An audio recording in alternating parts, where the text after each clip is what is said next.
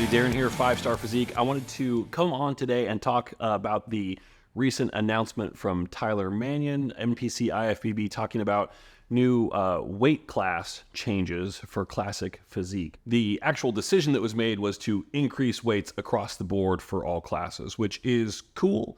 May potentially introduce a couple issues or problems. Probably not. The real question for me is, why are we doing this? I think ostensibly it's to fix some imbalance issues across the spectrum of the weights.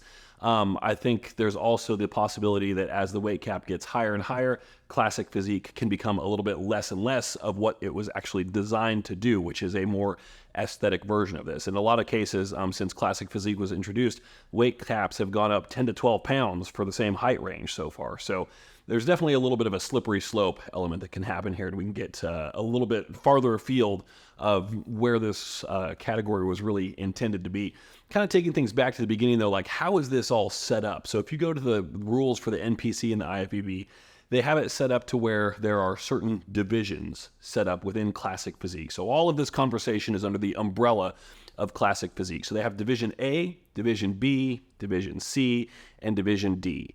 And within each of those divisions, there are sub-delineations for each specific height. And the way that they have it set up is like, 5'4" to 5'5", 5'5" to 5'6", 5'6" to 5'7". Like every inch has a weight cap, a weight limit. So if you are 5'4.5", you're in that 5'4" to 5'5" range, boom, there's your weight cap. So it's really, really closely defined, which is... it's a real pain in the ass to manage and stay on top of that.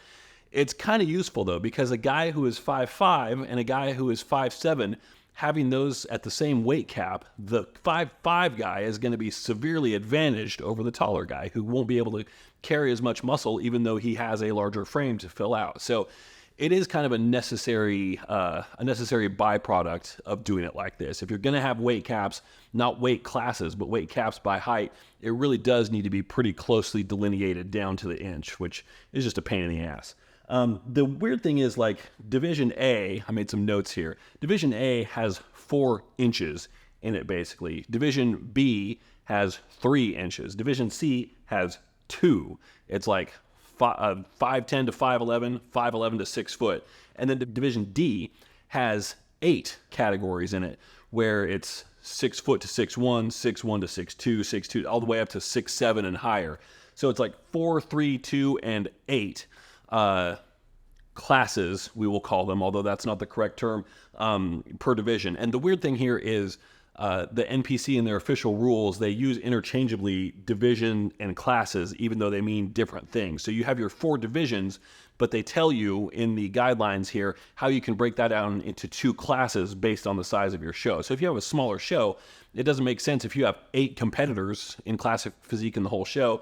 It doesn't make sense to have 4 classes. So you just narrow that down to 2 classes, and they say, boom, here's the cutoff point. This and below is Class A, this and above is Class B. They use division and classes kind of interchangeably, which is very confusing as well.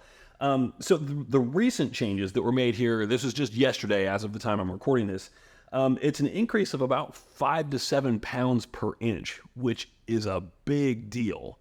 That's a big jump, considering like when you're on stage, you're at your leanest. So this is fat-free mass we're talking about. This is an additional 5 to 7 pounds of lean tissue that you can carry. That's a lot. That's more than most people can put on in a year. So it's kind of a big deal there. I have one client who's in prep for North Americans right now, and we've been targeting 175 as being his cap. And it's been kind of a point of stress. Like, we can get down there, we just don't have any time to lose, right? Well, now we wake up and suddenly the cap is 182. It's an extra 7 pounds. He's there already. If we think logically about how we might want to structure this as far as like, what should the change be? If you are 5'5" going up to 5'6", what should the weight cap increase between that 1 inch? And if you are 6'6" going up to 6'7", what should that weight cap increase be? They shouldn't be the same. We're talking about a difference of a foot. So generally, the way that they have it laid out here is that in Division A, you're looking at about a 5-pound jump from 1 inch up to the next.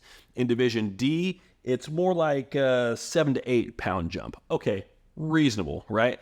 Well, the issue is in Division B and Division C, in between those two extremes, it's still a 7 to 8 pound jump per inch. So it's not really gradiated in a way that makes a lot of sense. And I have to think there is a way that scientifically you could figure out exactly what these numbers should be. There's probably an equation that some math dude could write up and put it on a graph and say, okay, at each inch, if we're following the certain kind of scale, this is what the numbers should be. Nobody's done that here, clearly. So in Division A, it's an extra 5 pounds per inch. In Division B, it's 7 to 8 pounds per inch. Division C, 7 to 8 pounds per inch. Division D, 7 to 8 pounds per inch. So it definitely heavily skews towards the taller guys in these classes. So this whole recent correction was done to try and address this kind of an imbalance. So it was worse before. It's better now. It's still not quite where it needs to be. What are the benefits? Well, everyone can pack on a little bit more size, which is cool. I think that's also a potential negative, just because I don't think classic physique competitors are really hurting for size at this point.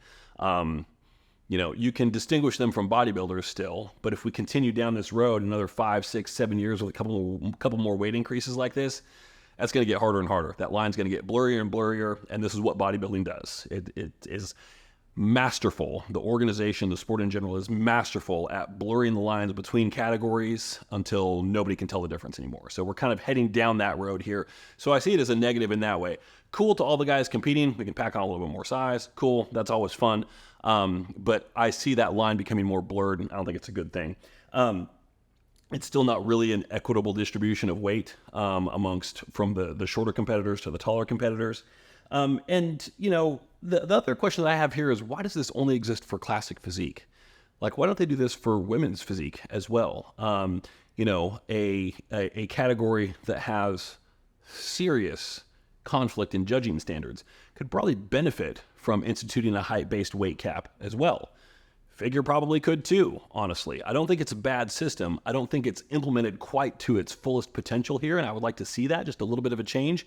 But I think it's on the right path. I would not want to see further weight increases. I just don't think it's necessary. And also, all the numbers that I've given here, these are all the numbers for the NPC, the IFBB for the pros. They're all 10 pounds higher than this. So if you are 5'7", in competing in an NPC show, your cap is now 182. On the pro level, it's 192. So there's a 10-pound gap between those. So as a pro, you can, and if you've seen 192 pounds on a 5'7" guy, stage lean, that's a big dude. Like, at that point, you're really starting to toe the line and start to flirt with bodybuilding at that point. So, and now it's like, well, what's the difference? The trunks are a little bit different. They have to be black. Guys are a tiny little bit smaller. Not much. So the lines get blurred. And I think bodybuilding needs to focus on understanding that big picture, the sport is better when you can tell the difference from one category to the next on stage. Like, you can look, and without just looking at posing or suits or anything like that, you know just by the shape of the competitors what category is on stage.